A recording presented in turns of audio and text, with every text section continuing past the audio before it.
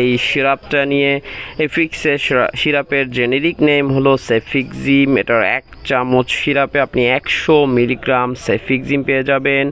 এর প্রস্তুত করে থাকে একমি ল্যাবরেটরিজ। এই ফিক্স এ সিরাপের খুচরা বাজার মূল্য 50 ml এর 230 টাকা। এরপরে জেনে নেই এই ফিক্স এ সিরাপটি আপনি ছোটদের কেন খাওয়াবেন, এটা কি কাজ করে, এটা কোন রোগের জন্য খাওয়ানো হয়। এটি একটি অ্যান্টিবায়োটিক, তাই অ্যান্টিবায়োটিক সেবনের আগে অবশ্যই সতর্ক থাকতে হবে। চিকিৎসকের পরামর্শ ব্যতীত অ্যান্টিবায়োটিক সেবন করা যাবে না।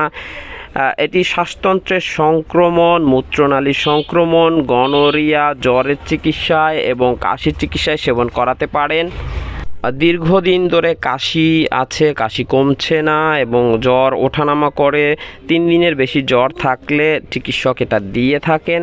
এরপরে জেনে নিই এটা সেবন মাত্রা। এটা সাধারণত 1 চামচ করে দৈনিক 2 বার 12 ঘন্টা অন্তর অন্তর 1 বছরের উপরের বয়সীদের জন্য সেবন করাতে পারেন। বয়স ভেদে এটা ডোজ কম বেশি হতে পারে, তাই চিকিৎসক আপনাকে যেভাবে পরামর্শ দেয়, লিখে দেয়, সেভাবে খাওয়াবেন।